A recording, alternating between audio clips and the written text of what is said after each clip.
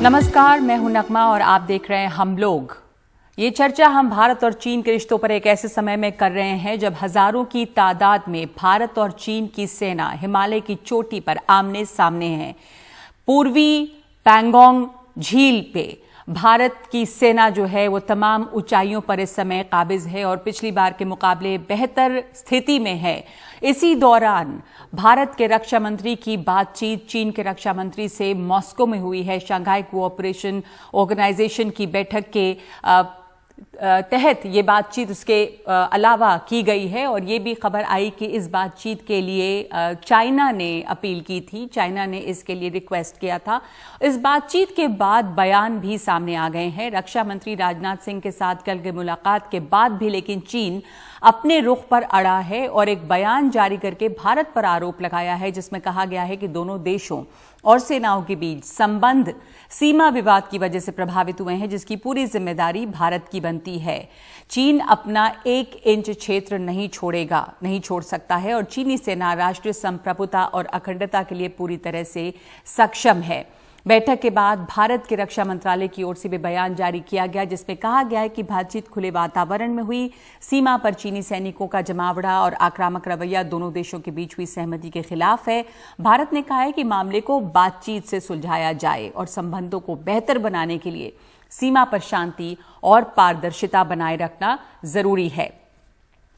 तो इसके बीच में अब ये देखना है कि ये बातचीत जो है इसका नतीजा क्या निकलेगा, स्थिति क्या जो सीमा पर बनी हुई है वो खत्म होगी। चीन की जो आक्रामक रवैया भारत के खिलाफ नजर आ रहा है, न सिर्फ भारत के खिलाफ दुनिया के कई हिस्सों में, वो क्यों है और किस दिशा में बढ़ रहा है। और हमारे साथ चर्चा करने के लिए मौजूद हैं एम्बेसडर विष्णु प्रकाश, लेफ्टिनेंट जनरल सतीश दुआ, मनोज जोशी वरिष्ठ पत्रकार, जयदेव रानडे रॉ के पूर्व ऑफिसर एडिशनल सेक्रेटरी रहे हैं और प्रेसिडेंट हैं सेंटर फॉर चाइना एनालिसिस और स्ट्रैटेजी।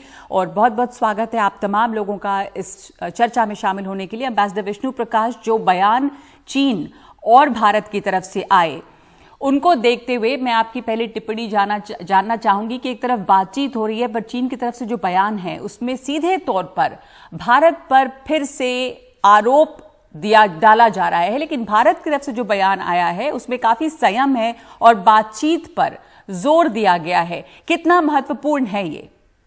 इनके इरादे अच्छे नहीं हैं, इसमें कोई शक नहीं है। और ये जो बातचीत कर रहे हैं ये इसके कई कारण हो सकते हैं। ये दुनिया को दिखाने के लिए, अपने मुल्क को दिखाने के लिए कि देखिए हम कोशिश कर रहे हैं। मोटी बात यह है कि इनके इरादे सही नहीं हैं। आपको मनोज जोशी, आपका क्या आकलन है? और जिस तरह पहले बातचीत के लिए चीन ने पहल की, क्योंकि इस पर भी कई दो पहलू हैं, एक तो कहा गया कि चीन की तरफ से पहल हुई, फिर एक तरफ से कहा जा रहा भारत ने पहल की, लेकिन बहरहाल जिसने भी पहल की हो बातचीत हुई है और एससीओ के ही बहाने, लेकिन उसकी साइडलाइंस में ये बातचीत हुई है और एक ऐसे मौके पर और सबसे हाई लेवल पॉलिटिकल कांटेक्ट है इस पूरे दौर में जब भारत और चीन की सेनाएं आमने सामने रही हैं।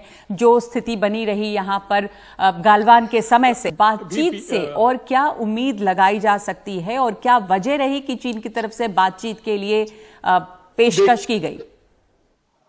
देखिए, जो स्टेटमेंट तो उन्होंने दिया है, उन्होंने स्पष्ट कर दिया है कि वो एक इंच भी पीछे नहीं हटेंगे। तो स्टेटमेंट के हिसाब से तो ये है, पर मैं समझता हूं कि राजनाथ जी वहां गए, उन्होंने बातचीत की, उसका अपना ही एक तो है कि जो रक्षा मंत्री हैं चीन के, वो मिलिट्री कमीशन के सदस्य हैं और एक वरिष्ठ जनरल, तो उनसे आमने सामने बात की है। और मुझे कोई शक नहीं है कि राजनाथ जी ने जो है उनको बताया होगा साफ साफ कि भारत चाहता है कि जो स्थिति अप्रैल में थी वो स्थिति दोबारा कायम की जाए।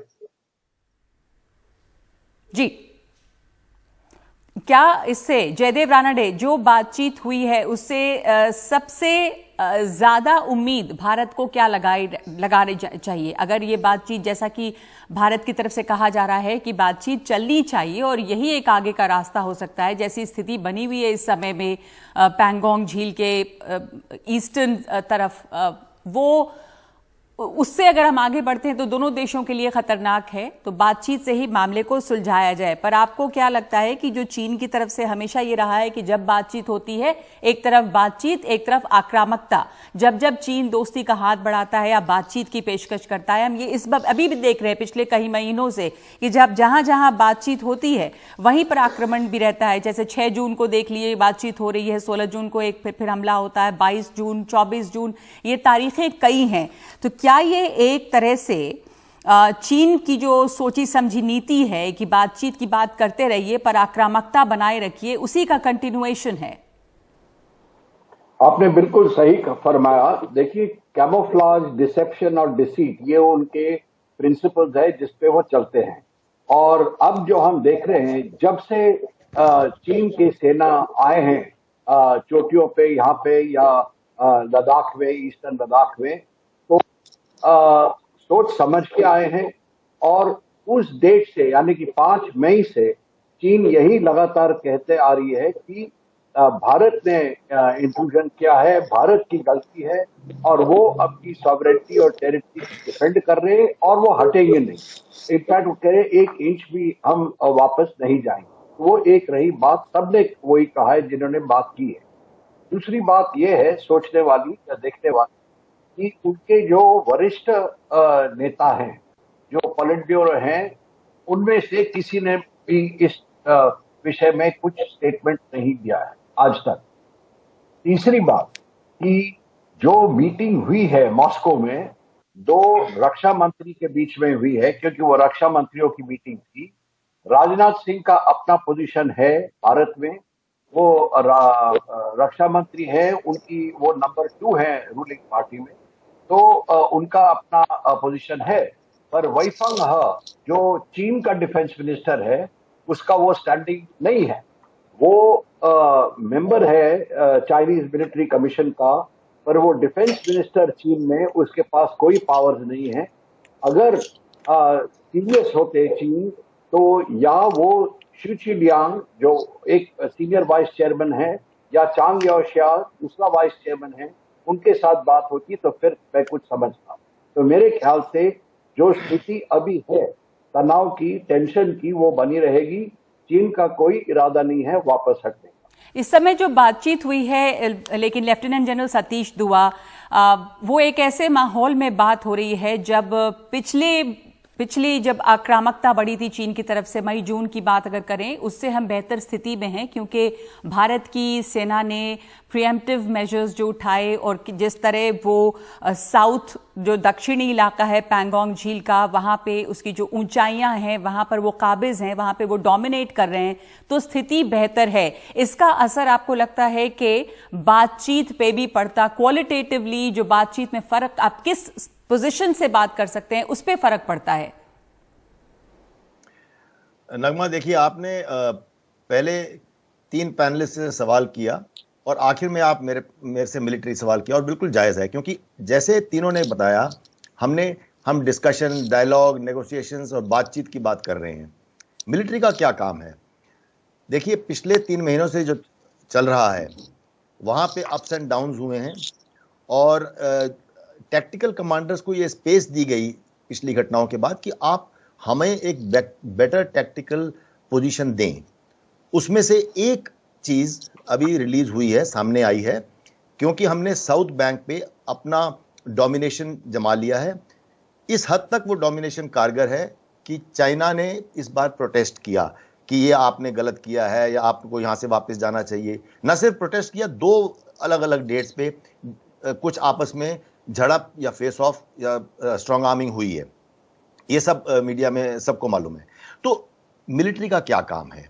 क्योंकि यहाँ पे एक टॉक्स का भी एक दायरा चल रहा है, 3 अलग अलग लेवल पे इस मैकेनिज्म में टॉक्स होती रही हैं पहले भी, मिलिट्री लेवल पे, डिप्लोमेटिक लेवल पे, और अगर जरूरत पड़े तो पॉलिटिकल लेवल पे।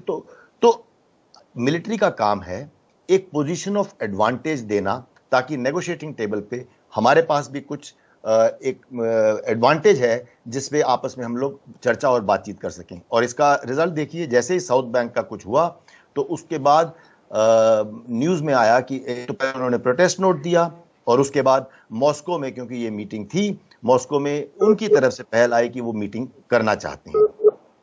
तो मेरी समझ से ये रोल मिलिट्री का है, जो कि बहुत अच्छे तरीके से मिलिट्री ने अदा किया है। आगे देखना बाकी है कि कैसे डेवलपमेंट्स होंगी। जो साउथ पैंगोंग में पहाड़ियों के ऊपर जिस तरह से डोमिनेटिंग पोजीशन में इस समय भारतीय सेना है, वो इलाका हमारे लिए ज्योग्राफिकली किस तरह से एक एडवांटेज की पोजीशन पे हम हैं, और जो भारतीय सेना ने पिछले दिनों में किया वो बहुत ही सराहनीय है, वो कमेंडेबल है।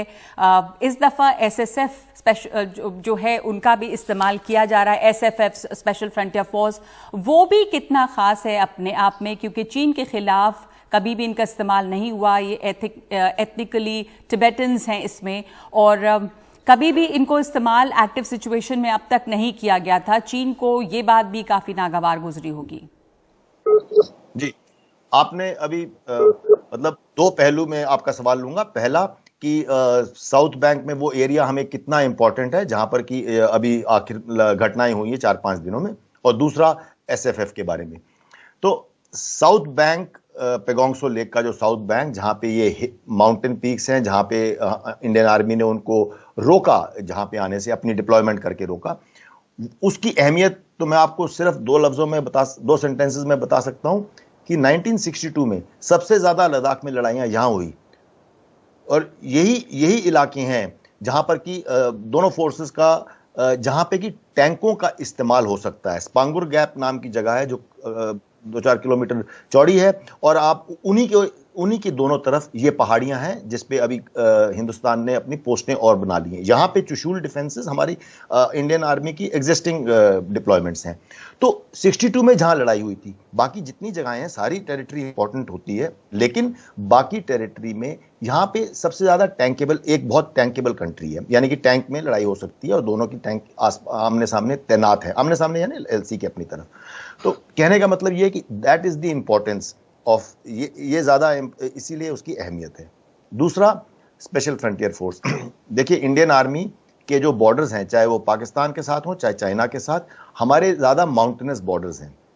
माउंटेनस बॉर्डर्स में, माउंटेन इलाके में टेरेन और क्लाइमेट की अपनी बंदिशें आती हैं। तो एक कॉन्सेप्ट हमने स्काउट रेजिमेंट्स का कॉन्सेप्ट बनाया हुआ है, जिसमें कि अरुणाचल में अरुणाचल स्काउट्स हैं, सिक्किम में सिक्किम स्काउट्स हैं, गढ़वाल स्काउट्स हैं, गढ़वाल की पहाड़ियों में डोगरा स्काउट्स हैं, हिमाचल में। मेरा कहने का मतलब यह है कि उसी कॉन्सेप्ट के तहत लद्दाख के इलाके में, Ladakh is very sparsely populated, वहां की अपनी आबादी कम है, और जो तिब्बतन रेफ्यूजीज आए थे उस पार से वो सेम टेरेन है, जो वॉलंटियर करके आना चाहते थे सर्विस में, वो एक ऐसी स्काउट टाइप एक रेजिमेंट जो है स्पेशल फ्रंटियर फोर्स बनाई, जिसमें कि ज्यादा तादाद में, मैक्सिमम उसमें तिब्बतन रेफ्यूजीज हैं, हालांकि आर्मी के नुमाइंदे भी हैं।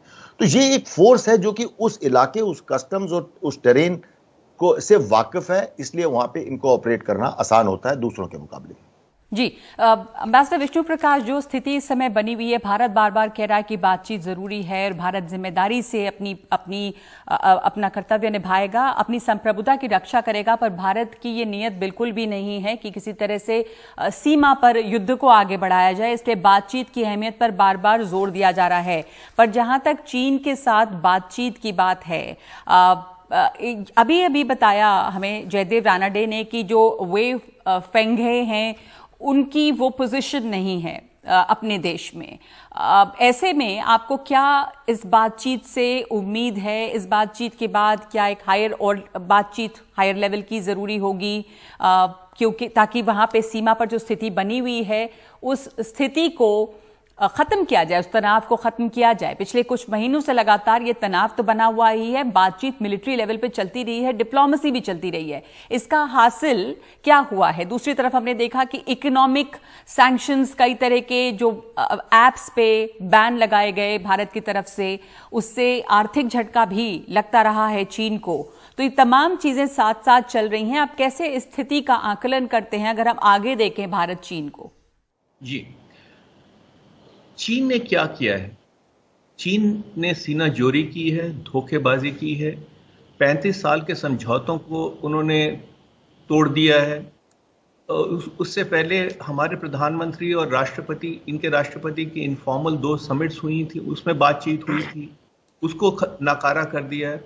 तो कहने का मतलब है कि इनके साथ बातचीत समझौते का तब तक मायने रखता है जब तक इनको कोई लाभ होता है, जिससे इनको लाभ नहीं होता ये सब कुछ भूल जाते हैं। अब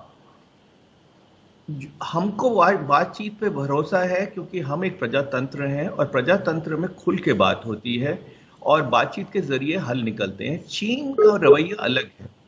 चीन को लगता है कि बातचीत होती रहे, ठीक है, पर उसके साथ अगर कॉन्फ्लिक्ट हो या अपनी ताकत दिखा सकें तो बातचीत में असर पड़ेगा।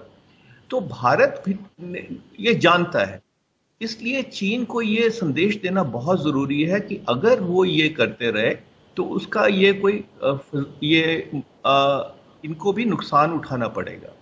और हम सब तरह से कर रहे हैं। इससे पहले हम आर्थिक चीजें कर रहे थे, जैसे आपने एप्स की बात की, इंपोर्ट्स की में हमने रोक रहे हैं, शायद हुआवे पे बैन होगा जल्दी, और काफी कदम उठाए जाएंगे।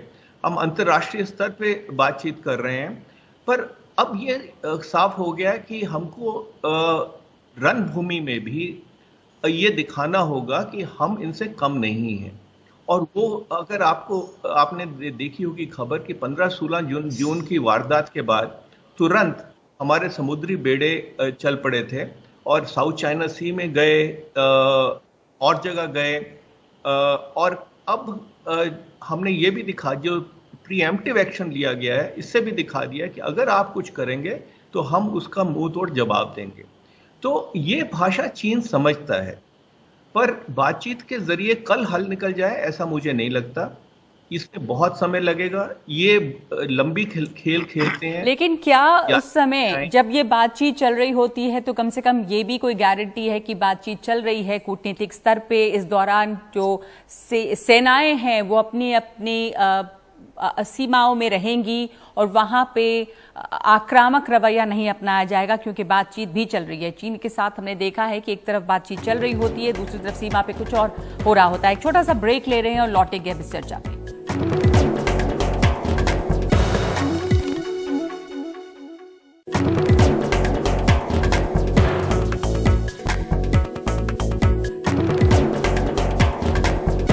आप देख रहे हैं हम चर्चा कर रहे हैं भारत और चीन के बारे में, खास करके जब सीमा पर तनाव बना हुआ है। इस दौरान हम बात कर रहे हैं कि भारत चीन के बीच में डिप्लोमेटिक स्तर पे तो बातचीत हो रही है, लेकिन क्या ये इस बात की गारंटी है कि जो सेनाएं हैं वो दोबारा से किसी तरह की, खास करके चीनी सेना, आक्रामक रवैया नहीं अपनाएगी? लेफ्टिनेंट जनरल सतीश दुआ, आपका क्या कहना है इस पर? जी, पहली बात, इसकी कोई गारंटी तो हो नहीं सकती। आपने देखा ऑलरेडी जब ये घटना हुई थी 29-30 की रात को, जबकि इंडियन आर्मी जाके उन हाइट्स पे बैठ गई, फिर उसके बाद अगले 2 दिन उस पर बातचीत होती रही, ब्रिगेडियर लेवल टॉक्स।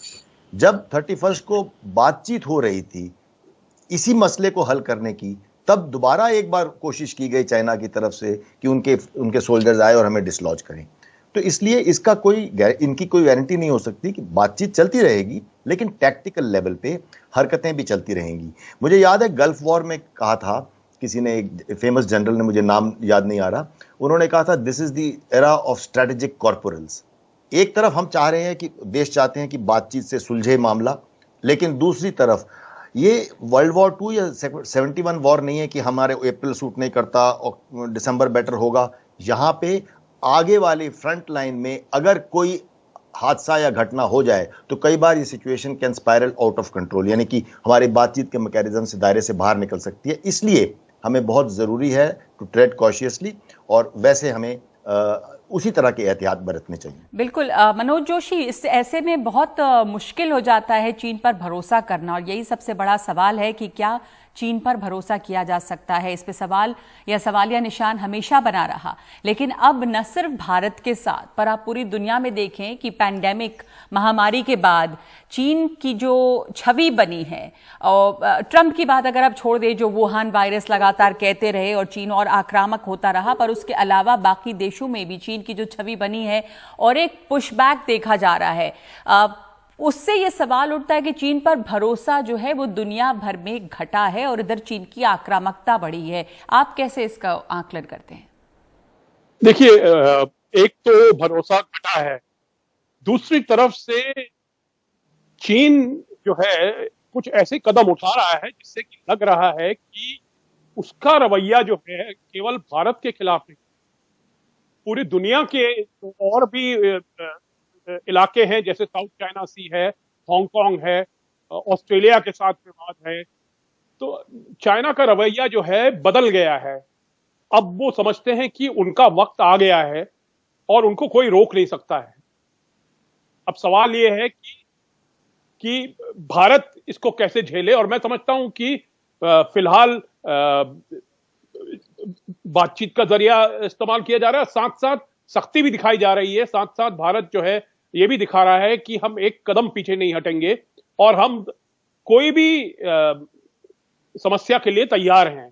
तो मैं समझता हूं इसका जो कॉम्बिनेशन है, डिप्लोमेसी भी हो साथ साथ और उसके साथ साथ जो है मिलिट्री की अलर्टनेस भी हो, उसका नतीजा जो है उसी से नतीजा निकलेगा, क्योंकि ये अब एक ग्लोबल फिनोमेनन हो गया है कि जहां की चाइना जो है असर्टिव है और अब समझता है कि हमारा वक्त आ गया है और हम जो चाहे वो कर सकते हैं।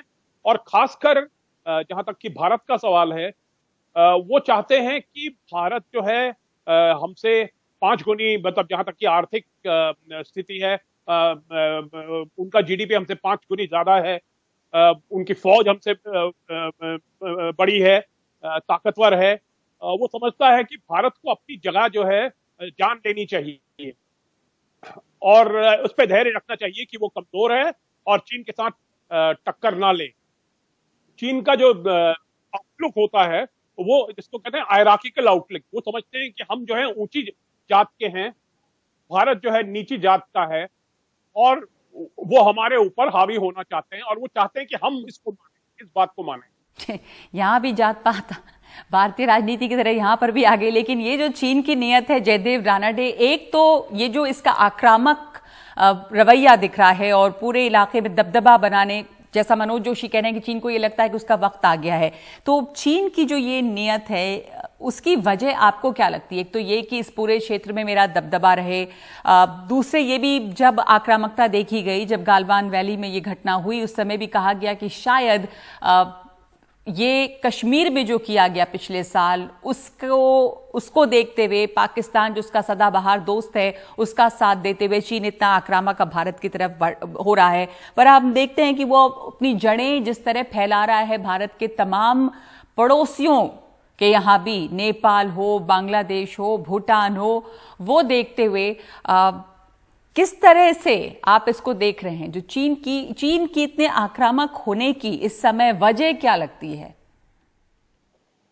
इसका जवाब मैं दो भाग में दूंगा। पहली, जो आपने कहा, जो चीन का प्रयत्न है कि नेपाल, मालदीव, बांग्लादेश सबके साथ अपना रिलेशनशिप बनाए और इंडिया का इन्फ्लुएंस जो है घटाए, वो एक तरफ है, वो काफी टाइम से वो कर रहे हैं। और जैसा चीन के पास बहुत पैसा आ गया, चीन की ताकत बढ़ी, तो ये एफर्ट जो है बढ़ती गई और चीन को सक्सेस मिलने लगा है।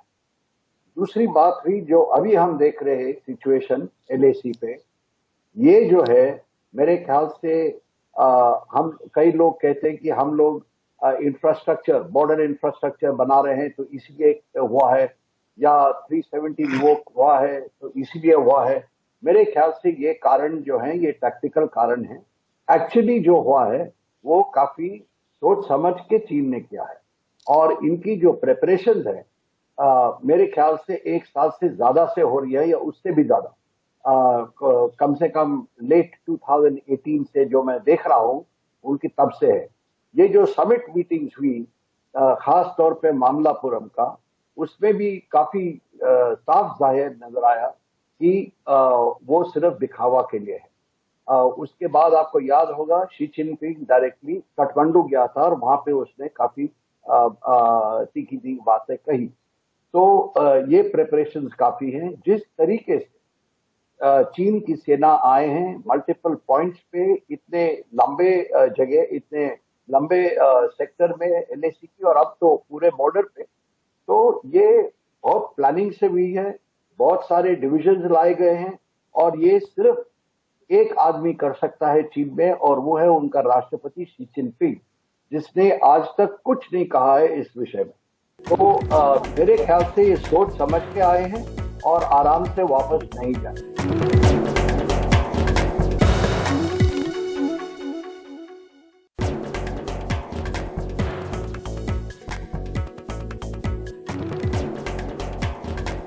कूटनीति जो बहुत आक्रामक चीन की दिखाई दे रही है दुनिया भर में, यानी कि हर जगह जो डिप्लोमेसी है उसकी परिभाषा ही चीन ने बदल दी है। तभी वुल्फ वॉरियर डिप्लोमेसी शब्द इस्तेमाल किया जा रहा है जब देशों की अंदरूनी राजनीति में चीन के डिप्लोमेट्स इस बुरी तरह से उलझे हुए हैं। आप नेपाल को देख लीजिए, आप फ्रांस में देख लीजिए, तो जो पूरी परिभाषा है वो बदल गई और बड़े अग्रेसिवली आक्रामकता के साथ इनके डिप्लोमेट्स भी काम कर रहे हैं।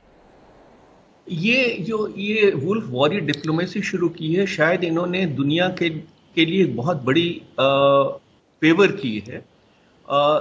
इससे इनका नकाब हट गया है। 5-7 साल पहले तक ये पीसफुल राइज ऑफ चाइना की बात करते थे और एकदम से इन्होंने नकाब हटा के और अपना जो असली चेहरा सबको दिखा दिया है और उससे लोग चौंक गए हैं।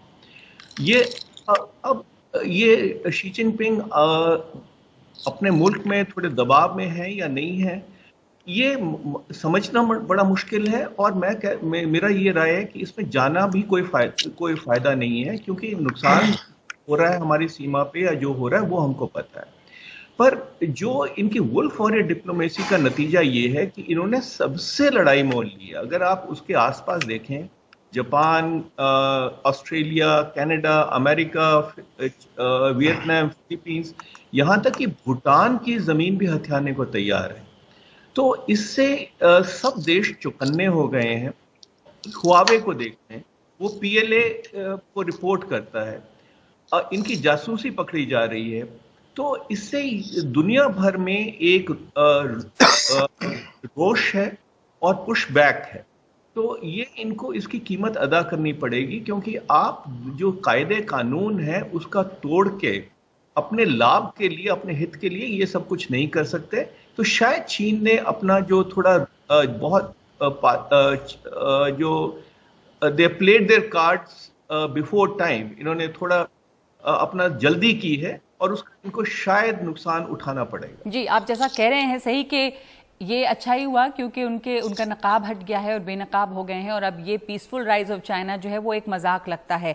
लेफ्टिनेंट जनरल सतीश दुआ, ये भी कहा जा रहा है, कुछ जानकार, एनालिस्ट, कुछ सोर्सेज ये कहते हैं कि जो 15,000 फुट पे ये जिस तरह का आमना सामना सेनाओं का है, क्या ये इलाका एक नया सियाचिन बन रहा है? क्योंकि सेनाओं का जमावड़ा है, इधर बातचीत चल रही है, पर ये स्थिति नहीं लगती कि सेना वहां से हट जाए किसी भी तरह से। हम लगातार कई महीनों से देख रहे हैं कि वहां पे बिल्डअप किस तरह बढ़ा है। जी देखिए, क्या एक नया सियाचिन है? अगर आप ऑल्टीट्यूड की बात करें तो सियाचिन इससे काफी ऊंचा है, लेकिन मैं समझता हूं कि आपका मतलब या जो कहा जा रहा है वो मतलब ऑल्टीट्यूड से नहीं है या ग्लेशियर नहीं है, टेरेन थोड़ी अलग है। लेकिन एक नया सियाचिन यानी कि जैसे 84 में ऐसे हुआ था कि लगा था कि वो आ जाएंगे, तो हम लोगों ने जाके पहले कब्जा किया, फिर पाकिस्तान से हुआ और फिर धीरे धीरे सियाचिन पे कुछ लड़ाइयां हुई और अब एक लाइन ऑक्यूपाइड है। जी बिल्कुल, यही तो, मतलब है कि किस तरह भारत ने वहां पर अपनी सेना को डिप्लॉय किया उस हाइट पे। मैं सिर्फ समझाने की कोशिश कर रहा था व्यूअर के लिए। तो अब देखिए, हम लोग लाइन ऑफ एक्चुअल कंट्रोल पे पहले डिप्लॉयड नहीं थे, कुछ जगहों पे, अहम जगहों पे हमारी पोस्टें थी और चाइनीज आर्मी की भी जब पेट्रोल आते थे, हमारे पेट्रोल जाते थे, एक अलग डायनेमिक थी। जाहिर है आज के बाद डायनेमिक में तो जरूर बदलाव आएगा। दोनों तरफ से फोर्सेस, जो भी तादाद हो, दोनों तरफ से फोर्सेस ऊपर आ चुकी हैं, उनकी भी फोर्सेस हैं। देखना यह है कि विंटर्स में क्या होगा। दो पहलू हैं, एक देखना है कि इस विंटर में क्या होगा, क्योंकि जैसे और पैनलिस्ट ने भी कहा, ऐसा तो नहीं लगता है कि इतनी जल्दी में ये मामला सुलझने वाला है, बातचीत हो या जो भी एक्शन हो। अब ये तो इस विंटर में क्या डिप्लॉयमेंट होगी, सर्टेनली ज्यादा होगी। अगले समर में जब होपफुली मामला सुलझ जाए, किसी भी एक तरीके या दूसरे तरीके से खत्म हो, उसके बाद भी यकीनन मैं आपका जवाब अब दे रहा हूं कि हाँ, ये जरूर है कि अभी डिप्लॉयमेंट जो है आज के मुकाबले ज्यादा होगी। कैसे होगी, वो कितनी होगी, वो शायद इस पे मुनस्सर है, इस पे डिपेंड करेगा कि मामला किस तरीके से सुलझा है, क्या कोई स्कर्मिश हुई या बातचीत से हुई या कैसे हुई, तो उसके टर्म्स एंड कंडीशन भी इसको डिक्टेट करेंगे।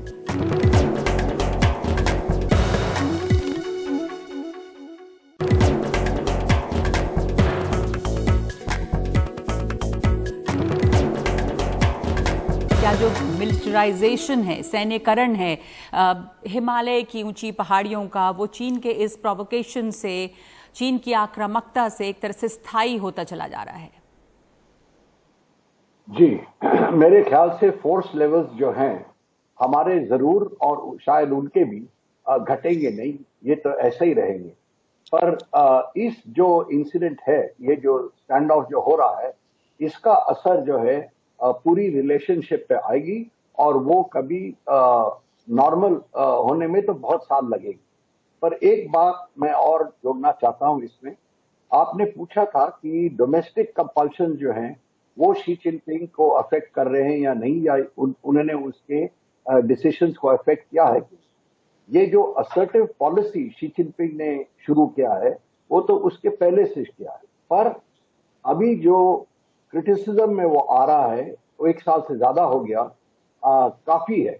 और अगर आप उनके जो एक्शंस देखें, खास तौर पे पिछले 4-5 महीने के, उसमें 2 चीजें साफ नजर आ रहे हैं। एक कि जो अमेरिका ने दबाव बना के रखा है चीन के ऊपर और खास तौर पे उनके कम्युनिस्ट पार्टी को टारगेट कर रही है, तो शी जिनपिंग उसको काउंटर करने का कोशिश कर रहा है और वो करते वक्त अपने पार्टी को और अपने लोगों पे सिक्योरिटी और बाकी के पाबंदी ज्यादा बढ़ा रहा है।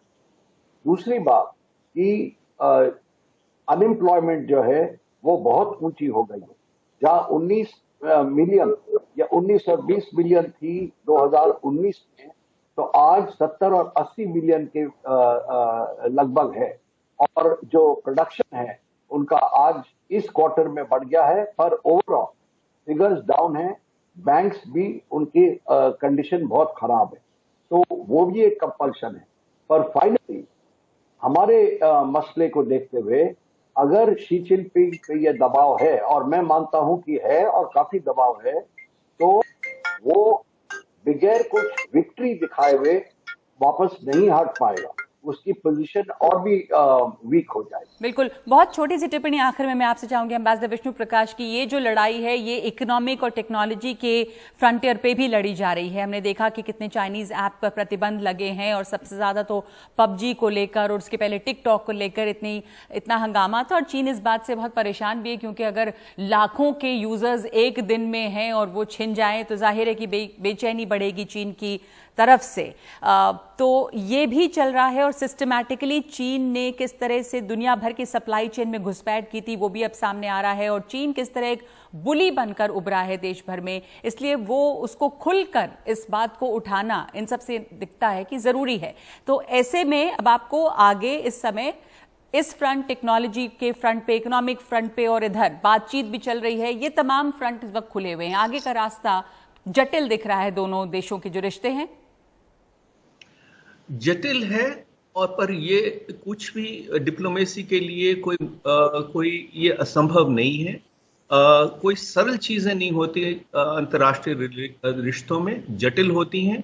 और हमारी डिप्लोमेसी सक्षम है ये जटिल, और हमारी फौज सक्षम है ये जटिल रास्तों को तय करने की, उसमें मुझे कोई शक नहीं। जी जी, बहुत बहुत धन्यवाद आप तमाम लोगों का इस चर्चा के लिए। भारत और चीन की सेनाएं जो हैं आमने सामने हैं, हिमालय पर इस समय तनातनी जो है वो बनी हुई है, लेकिन बातचीत का दौर भी चल रहा है और भारत बार बार ये दोहरा रहा है कि उसकी उम्मीद है कि बातचीत से ही आगे का रास्ता तय हो। धन्यवाद आप तमाम लोगों का।